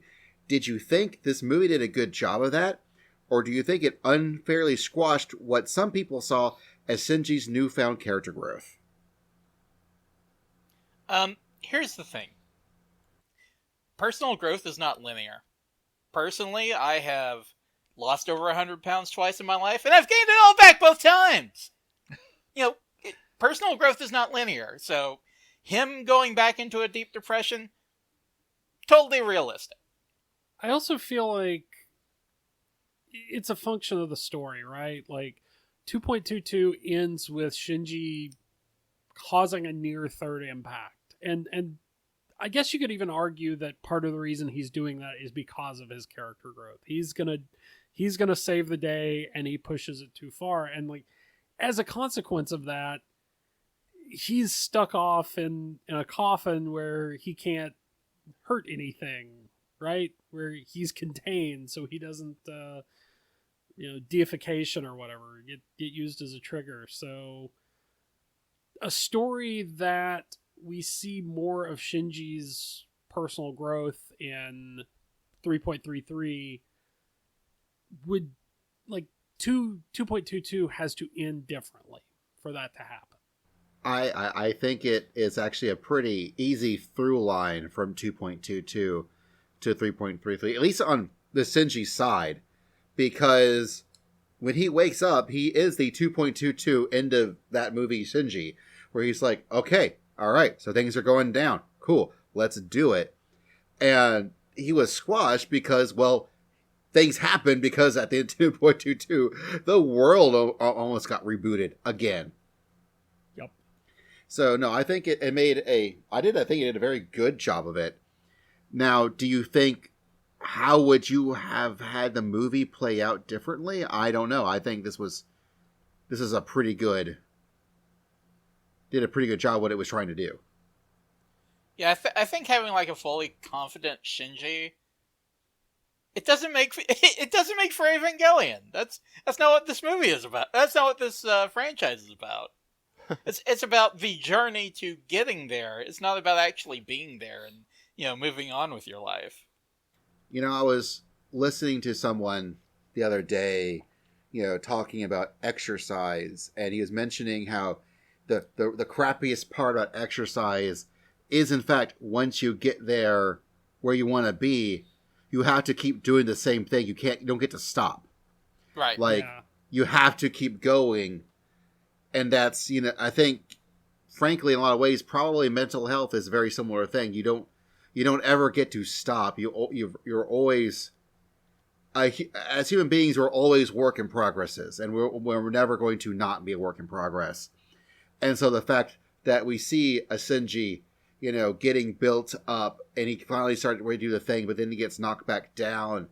And honestly, again, at the end of this movie, he did get back up again. He is currently knocked down, literally now being drugged through the red, clay, dead people dirt by Asuka. But again, who knows what the next movie is going to bring to me, because I don't know.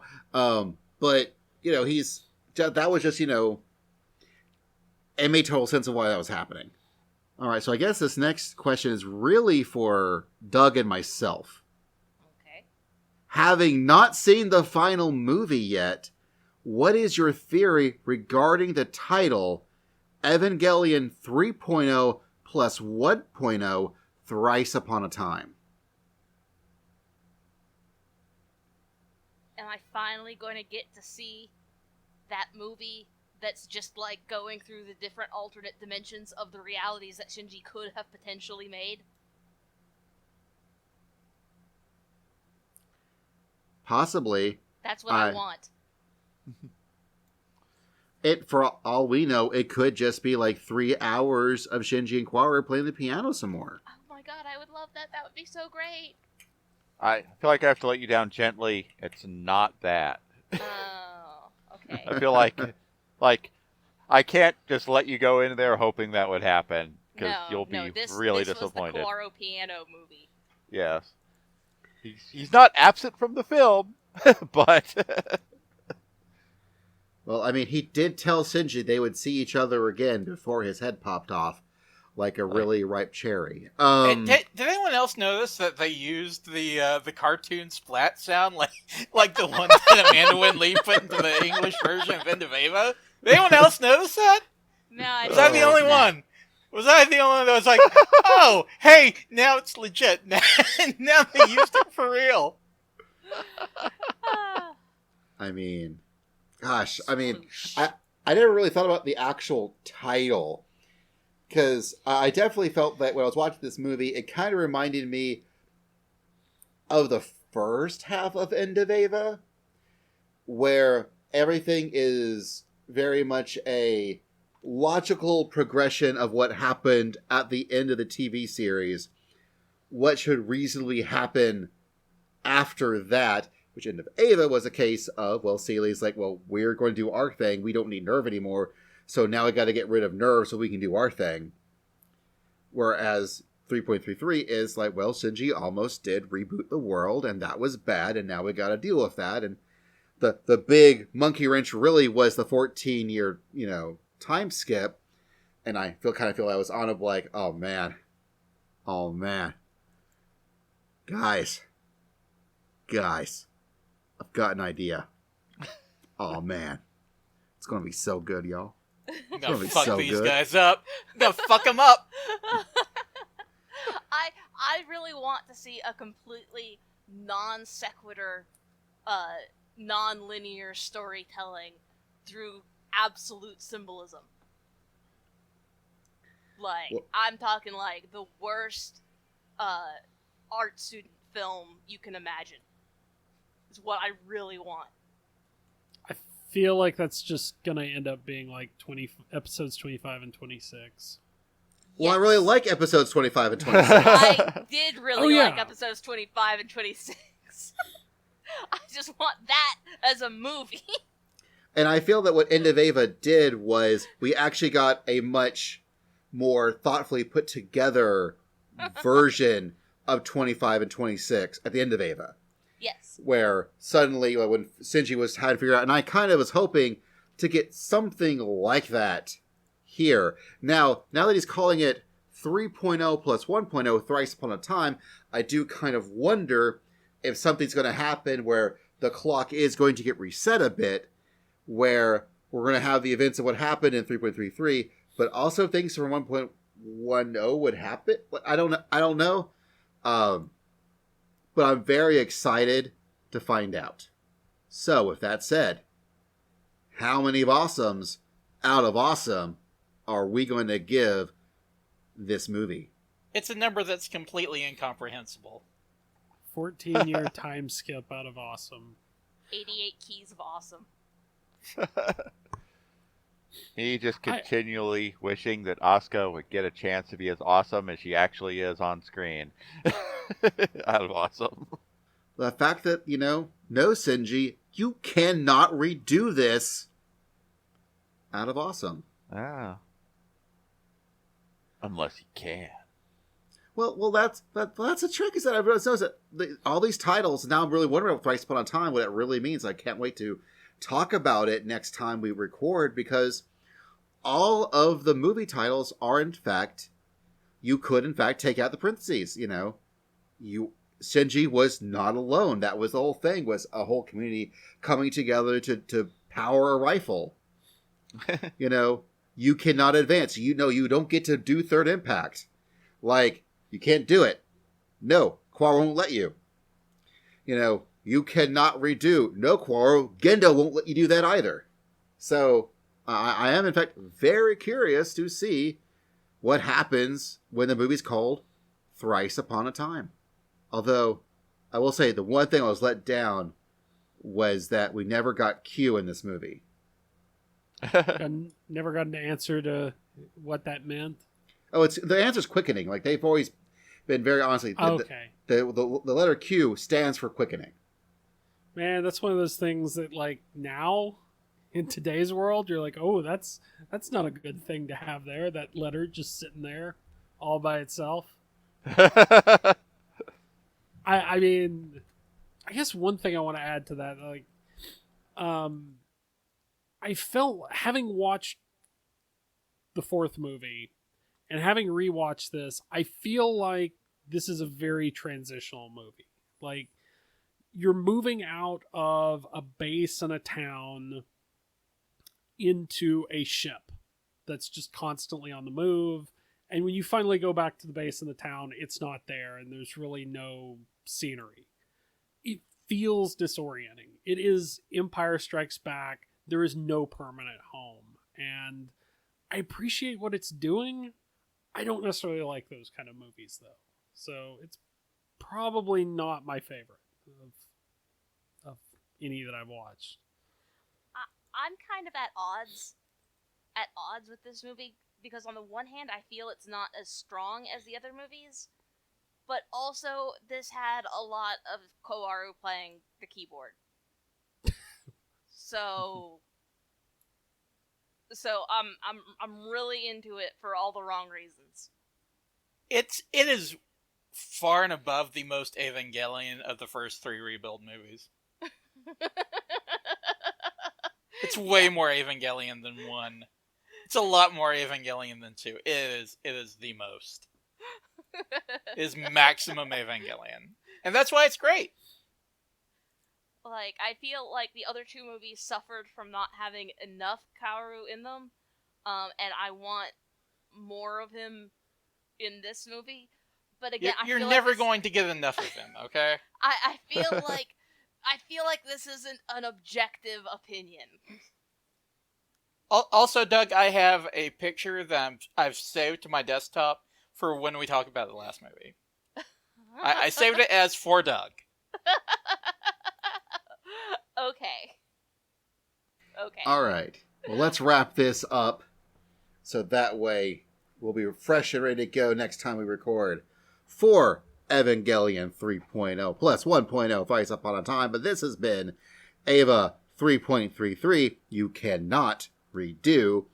And this has been the Awesome Cast, edited wonderfully, as always, by Anna.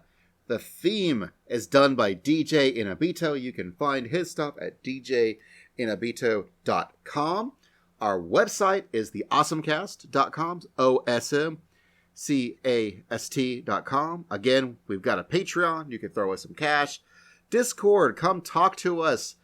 We talk about all sorts of fun things. While I just posted some links for, Project Aiko Blu-rays. Very excited for those.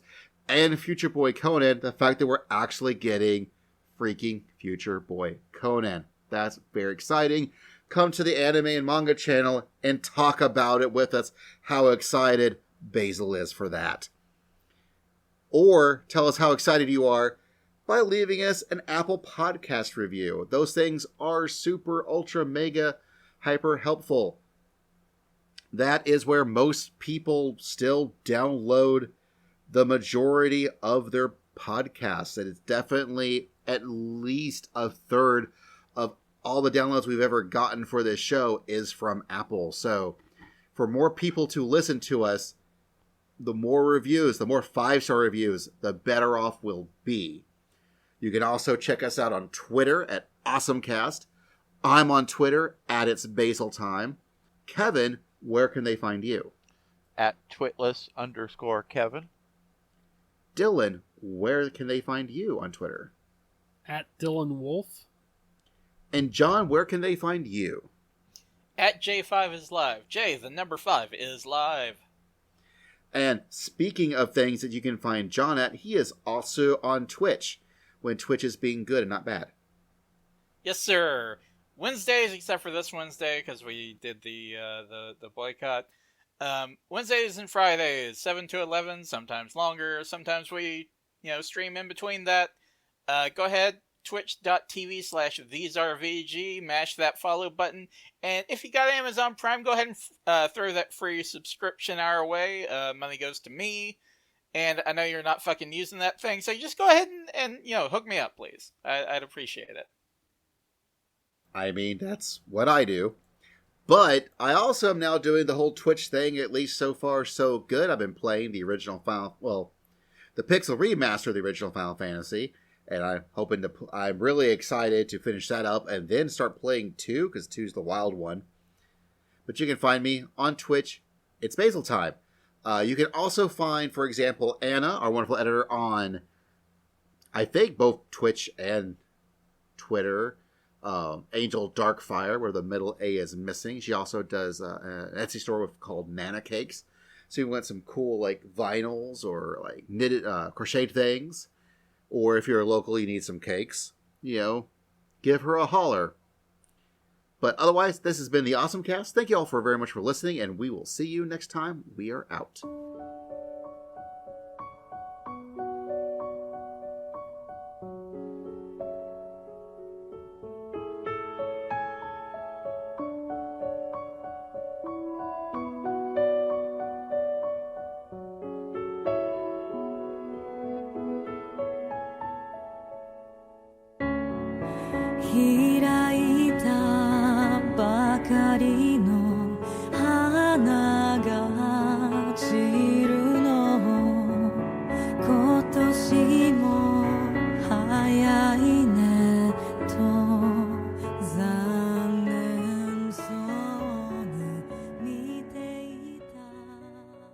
Surprisingly, Kawaru is 100% the top. I would have thought there would be at least a little bit of switching there, but no, fandom has spoken. I see that. Oh, longing for that one Kaoru power bottom story.